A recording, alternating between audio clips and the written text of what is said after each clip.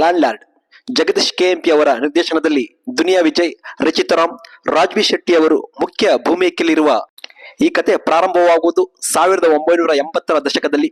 ಒಂದು ಹಳ್ಳಿ, ಅಲ್ಲಿ ಮೇಲ್ಮನೆ ಕೀಳ್ಮನೆ ಎನ್ನುವ ಯಜಮಾನ ಮತ್ತು ಜೀತದಾಳು ಪದ್ಧತಿ. ಜೀತದಾಳಿಗೆ 2 ಎಕರೆ ಭೂಮಿಯನ್ನು ಕೊಡುತ್ತೀನಿ ಎಂದು ನಂಬಿಸಿ ಮೋಸ ಮಾಡುವ ಯಜಮಾನ. ಆ ಯಜಮಾನನ ಮೋಸಕ್ಕೆ ಪ್ರತಿಯಾಗಿ ತಾಯಿ ತನ್ನ ಮಗನಿಗೆ ಹೇಳುತ್ತಾಳೆ, ನೀನು ನಿಜವಾಗಲೂ ನನ್ನ ಮಗನೇ ಆಗಿದ್ದರೆ ಆ 2 ಎಕರೆ ಭೂಮಿಯನ್ನ ನೀನು ಮತ್ತೆ ಪಡೆಯಬೇಕು, ಇಲ್ಲದಿದ್ದರೆ ನಿನ್ನ ಜೊತೆ ನಾನು ಮಾತನಾಡುವುದಿಲ್ಲ ಎಂದು ಶಪಥ ಮಾಡುವ ತಾಯಿ. ಮುಂದೆ ಈ 2 ಎಕರೆ ಭೂಮಿಯನ್ನ ಮಗ ಪಡೆಯುತ್ತಾನೋ ಇಲ್ಲವೋ ಎನ್ನುವ ಕುತೂಹಲವನ್ನು ಸಿನಿಮಾ ನೋಡಿ ನೀವು ತಿಳಿದುಕೊಳ್ಳಬೇಕು.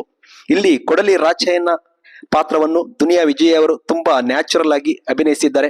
ಅವರ ತಾಯಿಯ ಪಾತ್ರದಲ್ಲಿ ಉಮಾಶ್ರೀ ಅವರು ತುಂಬಾ ಅದ್ಭುತವಾಗಿ ಜೊತೆಯಲ್ಲಿ ನಟಿಸಿದ್ದಾರೆ. ಇನ್ನು ರಾಚಯ್ಯನ ಹೆಂಡತಿ ಪಾತ್ರ ನಿಂಗಮ್ಮನ ಪಾತ್ರವನ್ನು ರಚಿತಾರಾಮ್ ಅವರು ತುಂಬಾ ಸರಳವಾಗಿ ಮಾಡಿದ್ದಾರೆ. ಈ ಪಾತ್ರ ಅವರಿಗೆ ತುಂಬಾ ಅಚ್ಚುಕಟ್ಟಾಗಿ ಒಪ್ಪುತ್ತದೆ.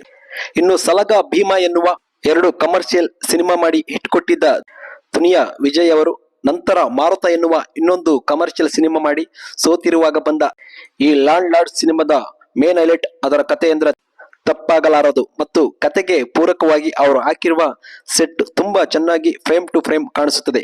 ಎಲ್ಲಿಯೂ ಆರ್ಟಿಫಿಷಿಯಲ್ ಎನಿಸುವುದಿಲ್ಲ. ವಿಲನ್ ಆಗಿ ಪ್ರಥಮ ಬಾರಿಗೆ ರಾಜ್ಬಿ ಶೆಟ್ಟಿ ಅವರು ಕಾಣಿಸಿಕೊಂಡಿದ್ದಾರೆ. ಅವರ ಅಭಿನಯದಲ್ಲಿ 2 ಮಾತಿಲ್ಲ. ಆದರೆ ದುನಿಯಾ ವಿಜಯ್ ಅವರಂತ ರಗಡ್ ಹೀರೋಗೆ ಅಷ್ಟೇ ರಗಡ್ ಆಗಿರುವ ವಿಲನ್ ಇದ್ದಿದ್ದರೆ ಈ ಸಿನಿಮಾ ಇನ್ನು ಬೇರೆ ಲೆವೆಲ್ ಇರುತ್ತಿತ್ತು.